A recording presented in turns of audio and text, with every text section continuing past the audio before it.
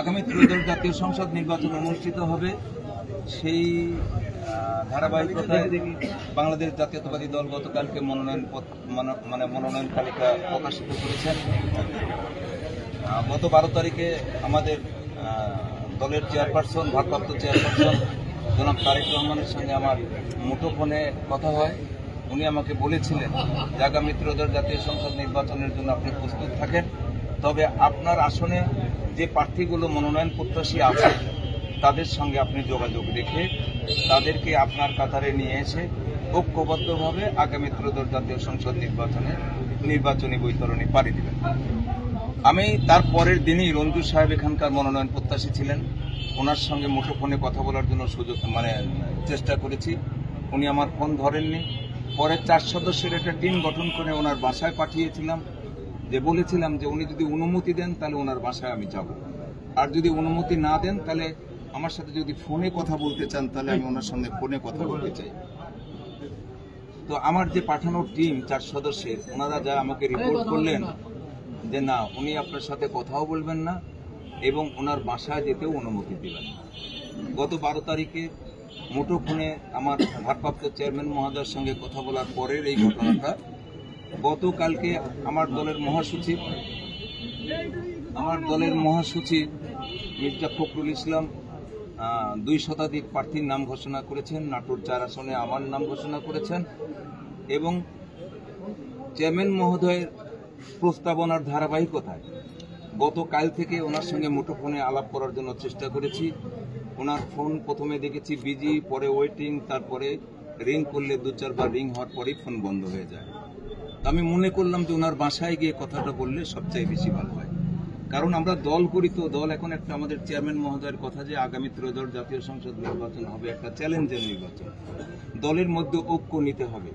গত 27 তারিখে আমাদের গুলশান পার্টি অফিসে আমাদের চেয়ারম্যান মহোদয় আমাদের ডেকেছিলেন।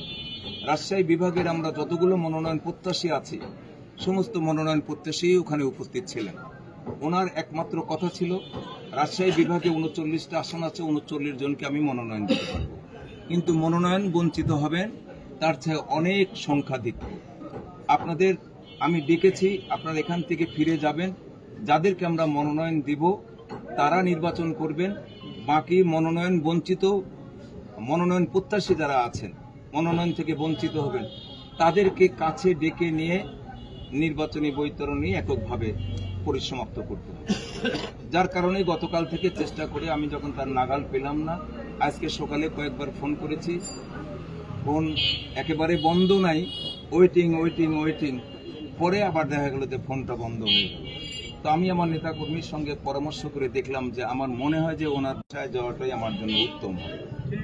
যার কারণেই নেতাকর্মীদের নিয়ে ওনার বাসায় এসেছি, ওনাকে বোঝানোর যে এটা আমার হাইকমান্ড, দলের ভারপ্রাপ্ত চেয়ারম্যান তারেক সাহেবের নির্দেশে আমি এখানে এসেছি। আরেকবার আপনার ফোন থেকে ফোন দিলে মনে হয় ভালো হয়, যে এটা সে রিসিভ করে কিনা।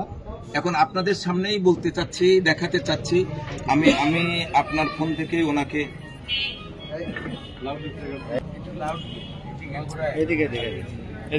সাংবাদিকের কাকে দেখান কথা বেশি সাংবাদিকরা ইয়ে করতেছে এইদিকে এদিকে এই যে আনন্দ টিভি একটু দেখি। হ্যাঁ দেখছি, হ্যাঁ ঠিক আছে।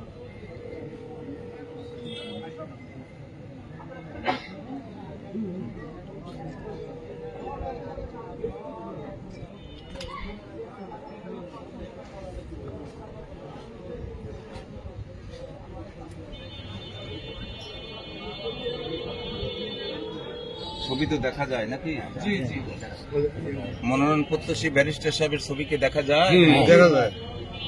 গতকাল থেকে এমন অবস্থা, আমরা মনে হয় ওনার সঙ্গে সাক্ষাতে ব্যর্থ হয়ে গেলাম। আপনাদের সদয় অবগতির জন্য জানালাম, যেহেতু আমাদের দলের ভারপ্রাপ্ত চেয়ারম্যান তারেক রহমানের নির্দেশনা রয়েছে, ওনার নির্দেশনা ক্রমে ওনার বাসভবনে এসে তার সঙ্গে সাক্ষাৎ করার জন্য আমাদের চেষ্টা, এই চেষ্টা আমাদের অব্যাহত থাকবে নির্বাচন পর্যন্ত।